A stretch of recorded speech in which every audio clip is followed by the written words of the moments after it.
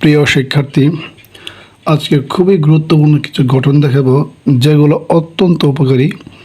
এগুলো high standard advance লেভেলে এগুলো ব্যবহৃত হয়। এগুলা প্রচণ্ড শক্তিশালী কিছু গঠন, যা আমরা আমাদের প্যাসেজে, আমরা ইংলিশ স্পোকেনে এবং আর্টিকেলে পেয়ে থাকি। যেমন আজকে আমরা এখানে দুইটা গঠন নিয়ে আলোচনা করব। একটা হচ্ছে মাইট হ্যাভ বিন ডান, আর 2 নম্বর গঠনটা হচ্ছে এখানে মে হ্যাভ বিন প্লাস ভার্ব 3। এখানে B3 মানে ভার্ব 3, যাকে বলা হয় ডান।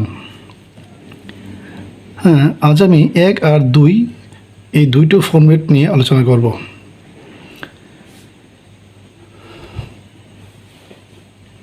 এই দুটো অত্যন্ত শক্তিশালী গঠন। যেমন এখানে বলা আছে the subject might have been discussed.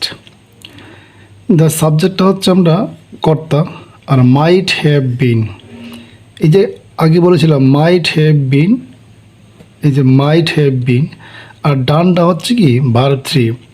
এখানে ডান মানে একটা ভার্ব 3 বসবে। যেমন ডিসকাসড, এই ডিসকাসডটা হচ্ছে এই ডান। The subject might have been discussed মানে বিষয়টি আলোচিত হয়ে থাকতে পারত। হ্যাঁ, দ্য সাবজেক্ট বিষয়টি, মাইট হ্যাভ বিন মানে থাকতে পারত,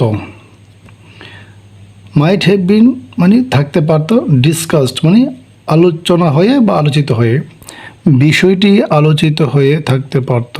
ইংরেজি বলতে হবে the subject might have been discussed.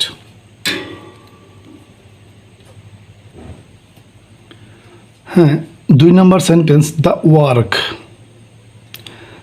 Work might have been finished, কাজটি সমাপ্ত হয়ে থাকতে পারত। দ্য ওয়ার্ক মানে কাজটি, সাবজেক্ট, মাইট হ্যাভ বিন মানে থাকতে পারত, ফিনিশড মানে শেষ হয়ে বা সমাপ্ত হয়ে, কাজটি সমাপ্ত হয়ে থাকতে পারত। ইংরেজি বলতে হবে the work might have been finished.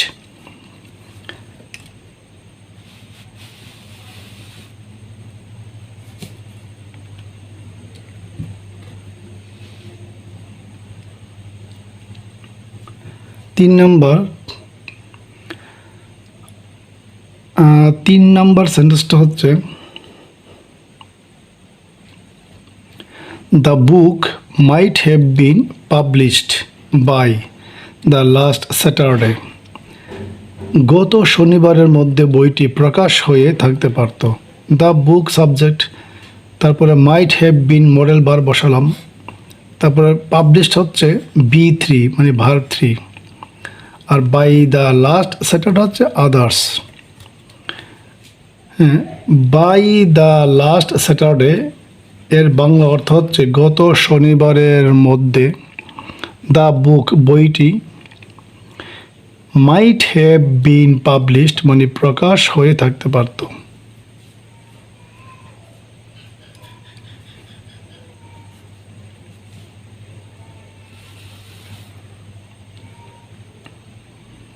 তারপরের sentence the shop might not have been closed. এখানে আমরা পূর্বের 3টা বাক্য করলাম অ্যাফার্মেটিভ সেন্টেন্সে, আর এখন করব নেগেটিভে। জাস্ট মাইট হ্যাভ বিন, মাইটের পরে একটা নট বসালেই এটা হয়ে যায় negative sentence. The shop might not have been closed মানে দোকানটি বন্ধ নাও হয়ে থাকতে পারত। দ্য শপটা হচ্ছে এখানে সাবজেক্ট, আর might have been model verb. Negative করলে মাইট এর পরে নটটা বসাতে হবে, তারপরে ক্লোজড হচ্ছে B3 মানে ডান। দ্য শপ দোকানটি, মাইট নট হ্যাভ বিন মানে নাও হয়ে থাকতে পারত। মাইট নট হ্যাভ বিন এর বাংলা অর্থ হচ্ছে নাও হয়ে থাকতে পারত, ক্লোজড মানে বন্ধ। দোকানটি বন্ধ নাও হয়ে থাকতে পারত। ইংরেজি বলতে হবে the shop might not have been closed. তারপরের sentence, the land might not have been purchased. জমিটি কেনা নাও হয়ে থাকতে পারত। The land subject, might have been model verb, মাইটের পরে নট বসালে একটা নেগেটিভ সেন্টেন্স, আর পারচেজ হচ্ছে ডান। দ্য ল্যান্ড জমিটি, মাইট নট হ্যাভ বিন নাও হয়ে থাকতে পারত, পারচেজড মানে কেনা। জমিটি কেনা নাও হয়ে থাকতে পারত, ইংরেজি বলতে হবে the land might not have been purchased.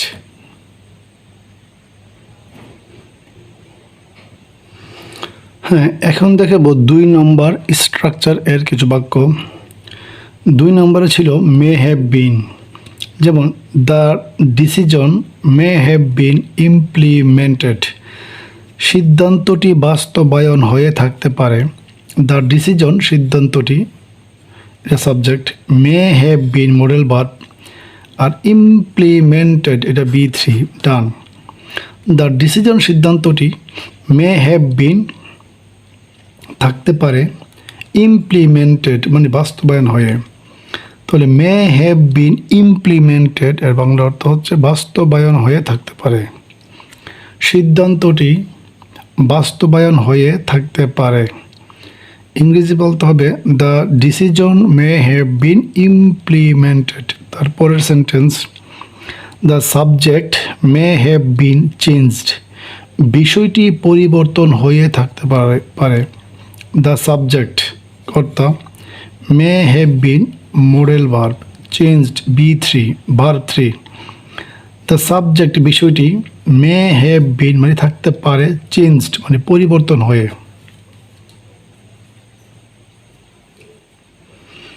তাহলে মে হ্যাভ বিন চেঞ্জড মানে পরিবর্তন হয়ে থাকতে পারে, বিষয়টি পরিবর্তন হয়ে থাকতে পারে, ইংরেজি বলতে হবে the subject may have been changed.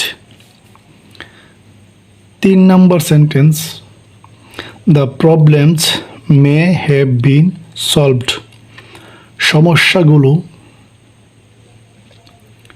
সমস্যাগুলো সমাধান হয়ে থাকতে পারে।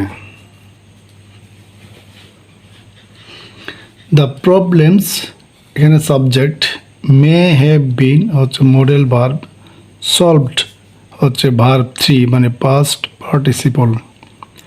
দ্য প্রবলেমস সমস্যাগুলো, মে হ্যাভ বিন থাকতে পারে, সলভড সমাধান হয়ে। তাহলে সমস্যাগুলোর সমাধান হয়ে থাকতে পারে বলতে হবে the problems may have been solved.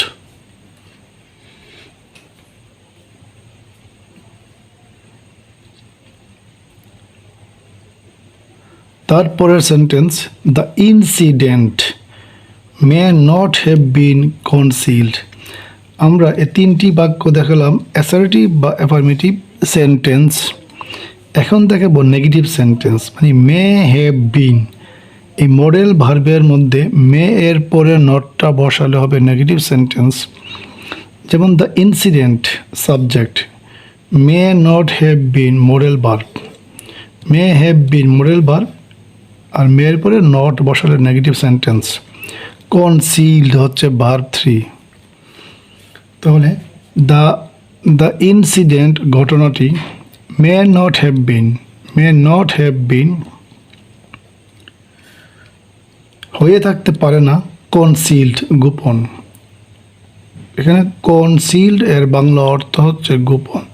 ঘটনাটি গোপন হয়ে থাকতে পারে না, ইংলিশটা বলতে হবে the incident may not have been কনসিলড।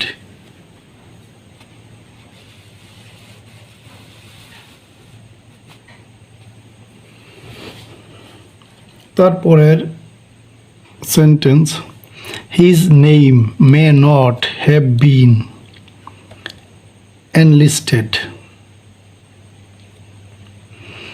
His name subject may not have been modal verb, negative modal verb, enlisted B3.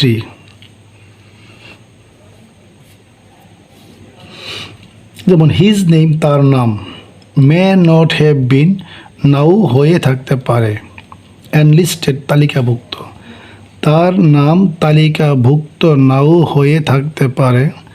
ইংরেজি বলতে হবে his name may not have been enlisted.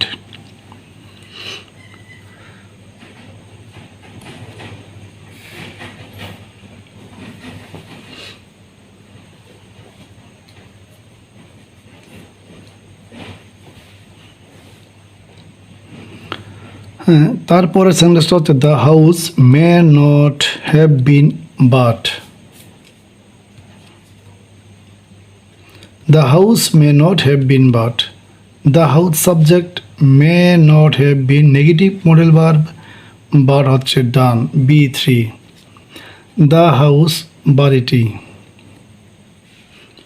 May not have বিন নাও হয়ে থাকতে পারে, বাট মানে কেনা, বাড়িটি কেনা নাও হয়ে থাকতে পারে। ইংরেজি বলতে হবে the house may not have been but.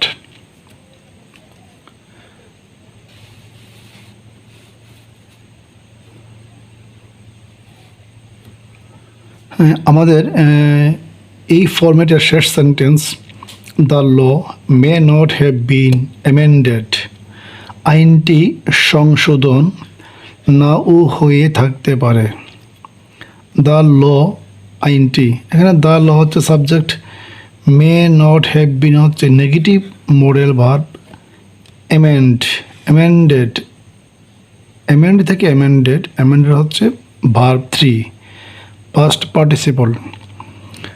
The law আইনটি মে নট হ্যাভ বিনের বাংলা অর্থ হচ্ছে নাও হয়ে থাকতে পারে, অ্যামেন্ডেড সংশোধন, আইনটি সংশোধন নাও হয়ে থাকতে পারে। ইংরেজি বলতে হবে the law may not have been amended.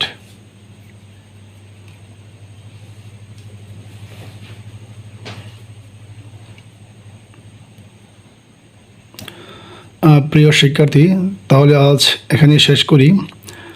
এই দুটি যে ফরম্যাট দেখালাম এগুলো ভালোভাবে আয়ত্ত করতে পারলে, চর্চা করতে পারলে ইনশাল্লাহ ইংলিশে অনেক কিছু করা যাবে। যদি মনে করো আমার ইনশাল্লাহ লেখাগুলো অনেক কাজে আসে এবং এগুলো মানসম্মত, তাহলে আমার এই চ্যানেলটা সবাই লাইক করবেন, কমেন্ট করতে ভুলবেন না এবং শেয়ার করে দিবেন যাতে সবাই দেখতে পারে। আল্লাহ হাফেজ।